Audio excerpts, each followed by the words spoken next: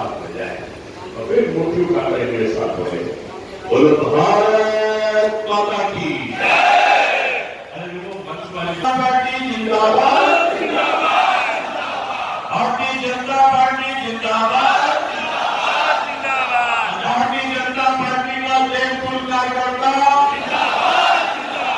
Bharatiya Janata party का पुराना कार्यकर्ता,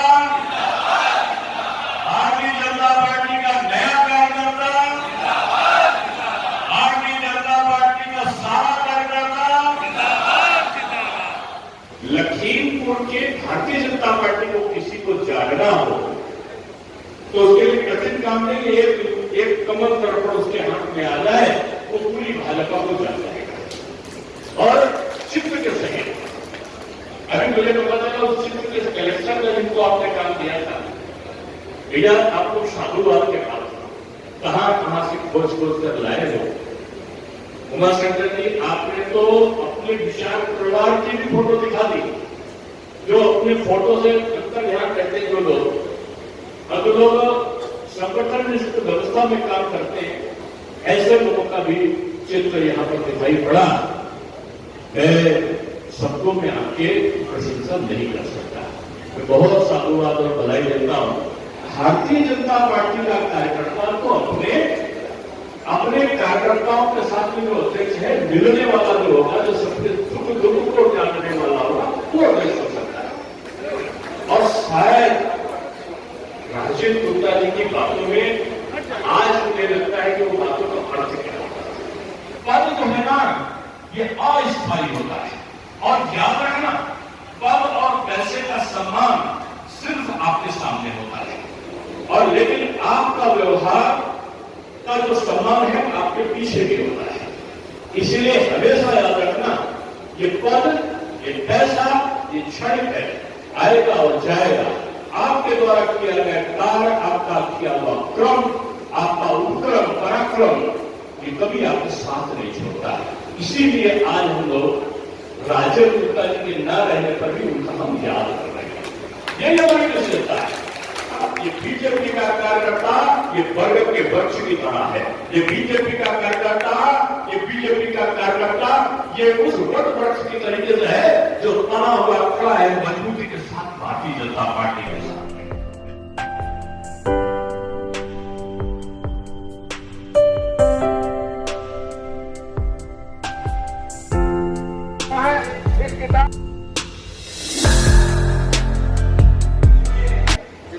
उत्तर प्रदेश सरकार के पूर्व उप मुख्यमंत्री वर्तमान में सांसद आगामी दिनेश शर्मा जी पधार चुके हैं। आपका हार्दिक स्वागत और अभिनंदन। अरे स्वागत स्वागत स्वागत है दिनेश शर्मा जी। भारतीय जनता पार्टी, भारतीय जनता पार्टी, बोलो भारत माता की, भारतीय जनता पार्टी, दिनेश शर्मा जी जिंदाबाद, डॉक्टर दिनेश शर्मा जी जिंदाबाद।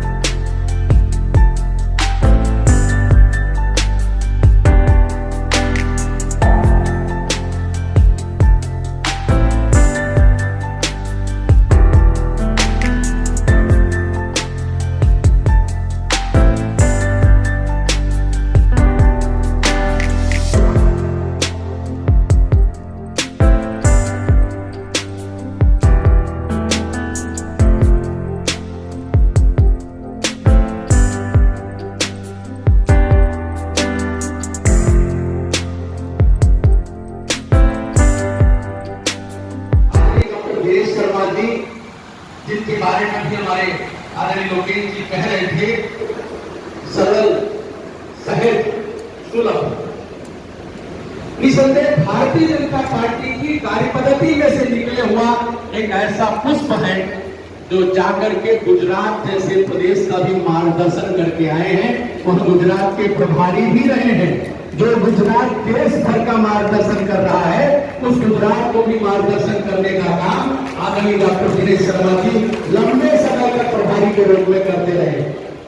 और आज जो पन्ना प्रमुख का कांसेप्ट देश भर में चर्चा होती है, ये पन्ना प्रमुख की चर्चा गुजरात के अंदर जब शुरू हुई तो ये कहते हुए हमको फक्र होता है कि उस समय गुजरात के प्रभारी आदरणीय डॉक्टर दिनेश शर्मा जी होते थे।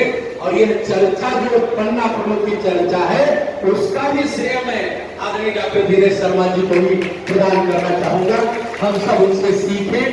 वो संगठन की छाती है, संगठन की पुण्याई है, वो संगठन की प्रॉपर्टी है, संगठन ही उनका जीवन है और संगठन से ही उन्होंने इस पूरी यहां तक की यात्रा को पार किया।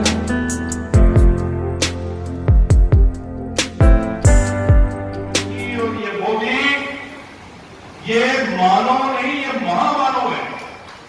और ऐसे महामानव सदियों के बाद पैदा होते हैं, जिनका अपना एजेंडा नहीं होता, जिनका एजेंडा राष्ट्र की सेवा होता है, जिनका एजेंडा पिछड़े और कुचले लोगों को ऊपर उठाने का होता है। 27 करोड़ लोग गरीबी की रेखा से ऊपर हो गए। सोचा था किसी ने? नहीं सोचा था। ये मोदी जी ने सोचा। ये भूल गए राशन, भूल गए छकड़ी, एक चीज याद रही, ढूंढते भी लकड़ी। और कहता दीनदयाल उपाध्याय जी कहते थे, आज ढूंढते लकड़ी की भी चिंता की। व्यक्ति की आवश्यकता क्या होती थी? गरीब व्यक्ति की। बेटी का विवाह कहां से करेंगे? सरकार कर रही है। बेटी को, बेटे को पढ़ाएंगे कहां? सरकार फ्री में पढ़ा रही है। ये इनका मकान कहां से आएगा? प्रधानमंत्री आवास सरकार दे रही है। अरे ये लकड़ी के चूल्हे पे बीमार पड़ गए तो क्या होगा? नहीं, गैस का चूल्हा सरकार दे रही है।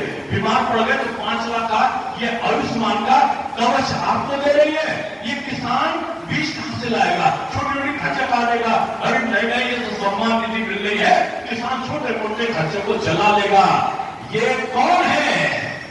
लोग कहते हैं कि मोदी है तो मुमकिन है। ये मुमकिन आज हुआ है, इसलिए जातिवाद को मत याद रखना। ये कभी ब्राह्मण प्रेमी बन जाएंगे, कभी ये संविधान खतरे में है लेके ये अनुसूचित को भड़काने की काम करेंगे, कहीं ये राजपूत को गाली देंगे, कहीं राहुल गांधी जी ने तो बयान दे दिया था कि ये सारा सूद चोरी करने वाला ये बनिया है। कभी ये बनिया को गाली देंगे, कभी ये जाटों को गाली देंगे, कभी ये पासी को खाना बदोश कहकर जो अंग्रेज संबोधित करते थे उसी की श्रेणी में रखेंगे। ये अगड़ा पिछड़ा अनुसूचित दलित करने वाले लोग तो जाति में इस हिंदुस्तान को नहीं बांट सकते। पहलगाम की घटना पर जाति पूछकर नहीं, धर्म पूछकर लोगों को मारा गया है। इसलिए याद रखना, ये जातिवाद तुम्हें क्षणिक सुख दे सकता है, लेकिन जो राष्ट्रवाद है वो अंततः आपके साथ जाने वाला है। इसलिए हमेशा याद रखना, ये जातिवाद के शिकंजे पर नहीं पड़ना है। मन में वो प्रवाह गूंज रहा है जिसमें मुझे राजेंद्र जी की याद आती है, जिसमें मुझे कल्याण मिश्रा जी का पौरस संगठनात्मक क्षमता दिखाई पड़ता है, जिसमें हमें कल्याण सिंह का संगठन के प्रति समर्पण दिखाई पड़ता है, जिसे हमने ओम प्रकाश सिंह का, लालजी टंडन का, जिसमें हमें राजेंद्र गुप्ता जी ऐसे लोगों का, ब्रह्मदत्त द्विवेदी जी ऐसे लोगों का, जिसमें हमें राम कुमार वर्मा जैसे ऐसे लोगों का, जिसमें मैं किसका नाम लूं कि एक से एक बढ़कर लोग थे जिन्होंने पार्टी के प्रति अपना समर्पण दिया है, पार्टी के प्रति अपना चैतन्य भाव से काम किया है। हमें उनको स्मरण करना है। पल आएगा जाएगा, लेकिन मेरा कदम अडिग रहेगा, वो कदम दाएं बाएं नहीं होगा। ये इस बात का संकल्प ये पत्रिका देती है। और ये सारे लोग जिंदाबाद हैं तब तक जब तक मेरी भारतीय जनता पार्टी की आवाज बुलंद है। इसलिए मेरे साथ जोर से बोलो, भारतीय जनता पार्टी जिंदाबाद, जिंदाबाद, जिंदाबाद, भारतीय जनता पार्टी जिंदाबाद।